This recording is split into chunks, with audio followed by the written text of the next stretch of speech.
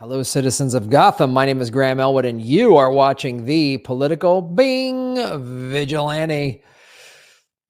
Who have we been talking about for over 4 years? Jeffrey Epstein. What we have found is a slew of powerful people have connections to him. We have shown you that Bill Clinton was on his plane 26 times. Hillary was on twice. Bill and Hillary were at Epstein's compound in New Mexico numerous occasions. They had Ghislaine Maxwell at Chelsea Clinton's wedding, their daughter's wedding in 2011, 2 years after Ghislaine Maxwell settled out of court. That was 2 years after Epstein had been arrested in West Palm Beach. We have shown you how Acosta gave him, it was then the DA down in Florida, gave Epstein a slap on the wrist, and then he was appointed in Trump's cabinet. We've shown you how people have been trafficked out of Mar-a-Lago. We've shown you how Trump believed to only have been on one flight, turns out was on 5 flights. Trump said, "Oh, I wish her well," when Ghislaine Maxwell was arrested. We've shown you how a year and a half ago, when everyone was talking about the SCOTUS leak, that they were going to overturn Roe v. Wade, Ghislaine Maxwell was quietly moved to a minimum security prison in Florida. Well, guess what? RFK Jr., who some people were excited about, and he's a big Bitcoin guy, and he's going to reform the Democratic Party, and then he leaves it. Now he's running as an independent. Well, turns out he said, I knew Jeffrey Epstein. I was only on his plane once. Turns out he's been on twice now. And now we're getting into that. I can't remember how many interactions I had with Jeffrey Epstein. Does not look good, my friend. You look guilty to me. You look really guilty. RFK admits he twice flew on Jeffrey Epstein's jet. Late wife had relationship with Ghislaine Maxwell. Now, there's a couple things in this article that are going to jump out at you that I'm going to point out that don't actually, that the paper won't get into. Presidential contender RFK admitted Tuesday he flew on late pedophile Jeffrey Epstein's private jet twice, not just once, and as he previously claimed. Right there, that means you're suspect. That's like Bill Clinton saying, I was only on 4 times when he was on 26 times. That's like Bill Clinton not talking about the 8 times he told his Secret Service detail to not show up. When the numbers get, Epstein, I think it was 1. No, why are you hiding? Why are you hiding that? I was on Jeffrey Epstein's jet 2 times, Kennedy said of the plane, widely dubbed the Lolita Express, due to his use for taking underage girls to his island. I was on it 93, and I was on it in blank. And I went to Florida with my wife and 2 children to visit my mom over Easter. So Epstein was just flying your family around for the holidays. Sure. And read this little line. Mary Richardson Kennedy, who died by suicide in 2012. My wife had some kind of relationship with Ghislaine Maxwell. They had offered us a ride to Palm Beach. So I'm sorry. This is where I don't like delving into conspiracy, but with the Epstein case, there's too many of these bizarre coincidences. So maybe RFK's wife was suffering from mental illness. Maybe she did commit suicide, which is awful. I've had friends that commit suicide. That's awful. But when we're talking about Epstein, she's friends with Maxwell, and a suicide, there's a question there. I have a question there. We know Ghislaine Maxwell's dad worked for Mossad. We had John Kiriakou on this show, ex-CIA, who is a CIA whistleblower, who said on this show that when he heard about Epstein, hanging himself in prison, he goes, this has to be the Israelis. Ex-CIA agent, first instinct was like Mossad was somehow involved in Epstein, committing fake suicide in prison. And then I'm sorry, it just stands out to me. It's a little shifty. So that just jumped out to me when I read this article. I went then, and on another occasion, I flew again with my family, with I think 4 of my children and Mary, my wife, to Rapid City, South Dakota, to go fossil hunting for a weekend. Otherwise, I was never on his jet alone. Okay. That was 93, so it was 30 years ago, before anybody knew about Jeffrey Epstein's nefarious issues. Okay, that can hold up maybe. He went on to claim that he's been very open about his relationship with Epstein from the beginning of the campaign. Okay, except he said one flight, now it's two. Sure. Mary Kennedy's wife and two of their kids were on the flight, the spokesperson said. All right. Mary knew Epstein's girlfriend, Ghislaine Maxwell, who learned that they were going to Palm Beach and offered the family a ride. It could just be rich people flying each other around. The Kennedys are very rich and powerful. So I'm sure rich people just give each other jet rides. Okay. Kind of plausible, kind of not. The UK-born socialite was even a guest at the high-profile wedding of future New York Governor Andrew Cuomo and Kerry Kennedy, RFK's junior sister, in 1990. Maxwell allegedly boasted at the nuptials about how she slept with John F. Kennedy Jr., whom she considered her chief conquest. Christina Oxenberg claims in her new book, Trash, Encounters with Ghislaine Maxwell. Yeah, Maxwell's a rat. She's a rat-faced pedophile. And then Kennedy told Walters that the public should have a complete accounting of Epstein's social and political connections as outlined in his little black book. Yeah, okay. I agree with you that all this information should be released and we should get real answers on what happened to Jeffrey Epstein and any of the high-level political people. Okay. It should also be transparent. I would say any of those records would have any indications in them, right? Okay. Senator Martha Blackburn, a Republican from Tennessee, called on the Senate Judiciary Committee last month to issue a subpoena against the Epstein estate. Wow, finally. But then committee chairman Dick Durbin blocked her request.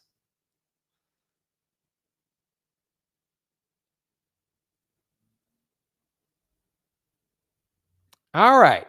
So to talk about RFK's campaign, host of the former show Get Your News On with Ron, a co-host of Anything Can Happen, has a new podcast out called 1,000 Podcasts with Ron Placone. Here is Ron Placone. Hey, Graham. Good to see you. Good to see you too. Thanks for recreating the toast you gave on Thanksgiving. That was Graham. Graham went to make a toast and he just started doing all the Epstein connections. And everybody was very confused and hungry. And I said, guys, this is just my friend Graham. He brings it. He's going to bring Bitcoin into this. Just hold tight. You can make a plate as soon as he's done.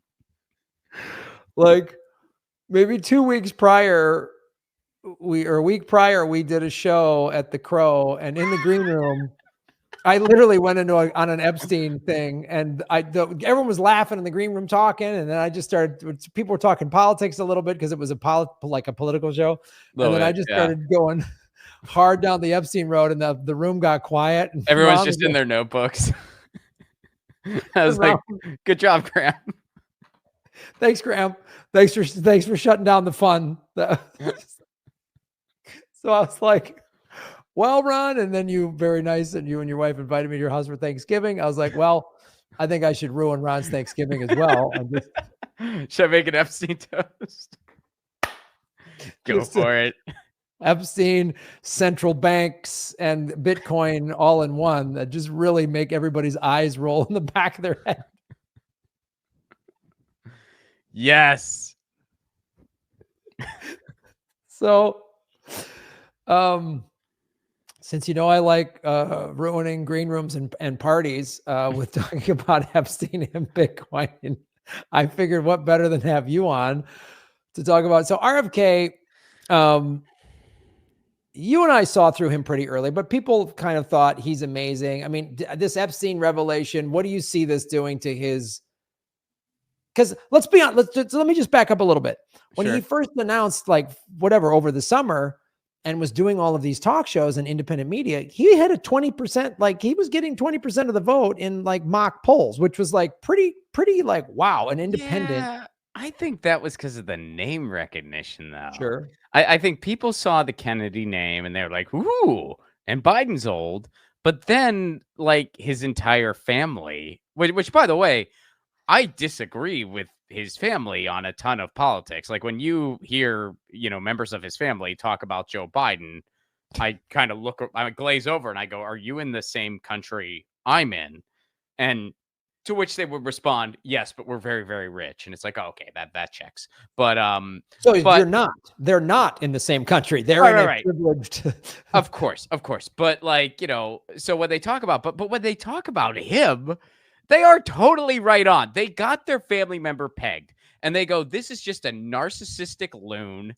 Those aren't their exact words, but close enough. This is just a narcissistic loon who is enjoying his 15 minutes. He finds out whatever's trending on Twitter, then all of a sudden he's into it. And he's just kind of riding that wave. I mean, dude, he is a Kennedy. He was not just born on third base. He was born on third base. The bases were loaded and somebody hit the ball deep into right field and it's bouncing around. All he has to do is jog home. He somehow managed to mess it up. He did some okay work in the environmental legal space at one point. Yes, he did that. I applaud him for that. But you can't take one thing and let it define a person when they have a ton of horrible shit on their record as well, including 2 trips on Epstein's plane. Oh, and by the way, what has he done since then? This is the guy who had to take legal action against polluters is now saying the free market will solve climate change. The guy who knows, sometimes you have to stop the bad guys from doing bad things. He literally knows that. He did it once. Now he's saying, no, the free market's good. What's changed, RFK? Nothing. And some people were trying to paint him as some kind of leftist, a guy who's been a right-wing Democrat his whole life, never missed a chance to support a Clinton. He supported Clinton on everything. Been a right-wing Democrat his entire life, just didn't get the attention some of his other family members got. I mean, and he doesn't support universal health care. Doesn't support labor. I mean, it's like, what do people see in this guy has been the question. And then finally, he flapped his gums on foreign policy and people realized how terrible he was. He had some okay takes on the Russia-Ukraine situation, but then he started going off on Israel-Palestine. Then he got caught, spreading those anti-Semitic conspiracy theories on a hot mic about COVID. Which, I mean, if that's what he's saying when he thinks no one's listening, like what else does he say? I mean, that was like eugenics level nonsense when he was just spewing totally uncritically. And I don't even know. I mean, based on like the way the guy was talking, you're like, do you even realize what you're saying? Do you realize what you're saying? I don't even think he does. So, yeah, I mean, the fact that more people are finally seeing through him, and I don't know how it took this long, but I'm glad for it. But he does have a ton of money behind him. He does still have some supporters behind him. And it is so sad that he is probably likely going to be on that debate stage during the general. So we finally have someone who's not a duopoly candidate since Ross Perot, the first time in 30 some years. And it's this eugenicist clown. It's so sad. It is so sad. Yeah, and you bring up so many. He's just writing on his family's name. That's literally all that he's doing. Yeah, and now that that's burning down, I mean, he doesn't have those numbers anymore. No, he doesn't. And first of all, this is, Epstein is like nail in the coffin, but openly backing what Israel's genocide in Gaza is just. That's done. I mean, this is why Joe Biden is going to lose. Like Joe Biden is going to lose, and because he will not push for a ceasefire. And America could end Israel right now. We give them all the money. They're using all American weaponry. America could pick up the phone and go, "Hey, Netanyahu, stop today, or you don't get another penny." And that would be it. And Israel would just have to stop. So America is so complicit in this genocide against the Palestinian people. And so for anyone to back that, it's literally, this is such a marker moment in history. Like anyone that's pro-Israel is on the wrong side of history. You literally sound like the people that are like, why do these Negroes, need to sit at our lunch counters? Like you sound like that. You sound like the people that are like these hippies protesting our boys in Vietnam. Vietnam is out. We're going to defeat the communists. Like you are so wrong. On so many levels. And the only people pushing it are either people that were paid by the pro-Israel lobby, like AIPAC, or just people that grew up and have been brainwashed to never question Israel. And I understand that brainwashing to a certain extent because I was raised Catholic, and my grandmother, you couldn't say anything bad about the Catholic Church or the Kennedys for that matter. And, you know, that's how the Catholic Church was allowed to protect pedophile priests for decades and centuries even, is because Catholics were told you're not allowed to criticize. I understand, like, and so in the way that like pro-Israel Jews say everything's anti-Semitic. Anything you say is anti-Semitic. If you're just like, hey, what time is it in Tel Aviv? Oh, that's anti-Semitic. You know, like they just use that nonstop. Well, yeah, and it's just anybody who's for that lobby that's doing that, and it's finally, I mean that propaganda is sadly still strong, but I think it's like people are breaking it down because it's like when people throw that out, like, oh, well, if you criticize the right-wing Israeli government, you're anti-Semitic. If you think Palestinians are human, you're anti-Semitic. It's just like, okay, well then, so all these rabbis who are linked together protesting, saying not in our name, they're all anti-Semites? How about synagogues across the country that have big banners calling for a ceasefire? There's a lot of anti-Semitic synagogues, apparently. How about all the actions that Jewish Voices for Peace are doing daily everywhere around the frickin' world? Yeah, anti-Semites, all of them.